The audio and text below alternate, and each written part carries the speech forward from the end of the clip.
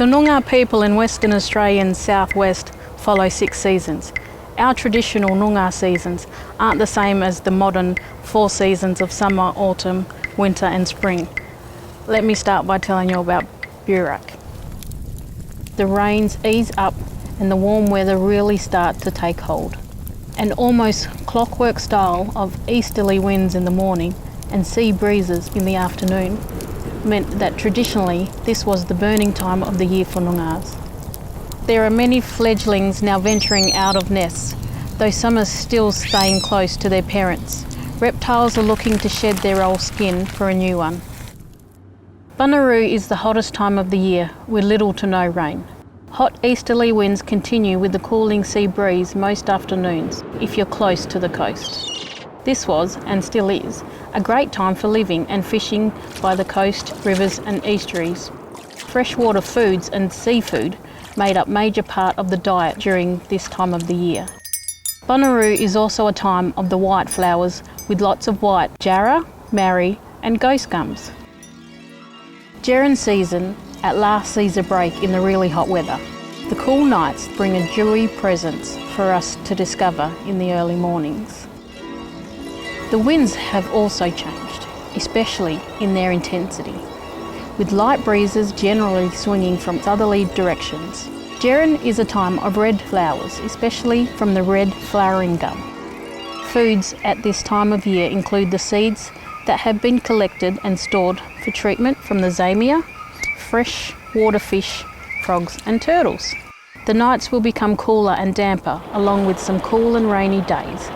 Maya-mayas, houses or shelters, were now repaired and updated to make sure they were waterproofed and facing in the right direction in readiness for the deep wintering months to come.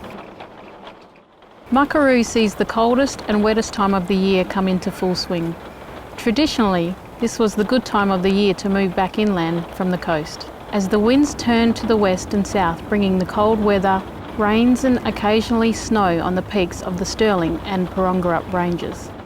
As the waterways and catchments started to fill, people were able to move about their country with ease. Their food sources changed from sea, estuarine and lake foods to those of the lands, in particular the grazing animals such as the kangaroo. Flowers that will start to emerge include the blues and purples of the blueberry lily and the purple flags.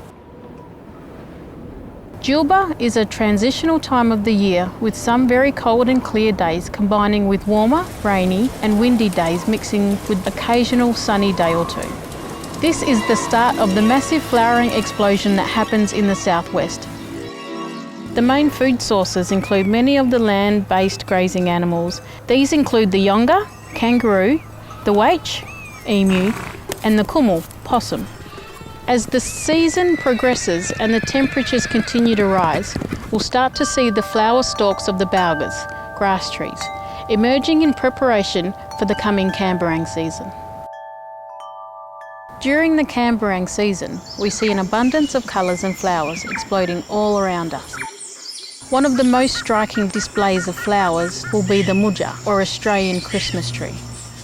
The reptiles start to awaken from their hibernation and look to make the most of the warmth. It's also a time that many young families of birds will be singing out for their parents to feed them. Many things are undergoing transformation with the warm change in the weather. The 6 seasons were important to our Noongar people. They help guide us on country. In the different seasons, we know what nature is doing at every stage of the year. This ensured our people had the animal and plant resources available. The flowering of different plants, the hibernation of reptiles, were all indicators that the seasons were changing. These indicators would guide us to where we need to forage, gather, hunt and camp. For more information on the Noongar 6 seasons, check out the City of Kalamunda website.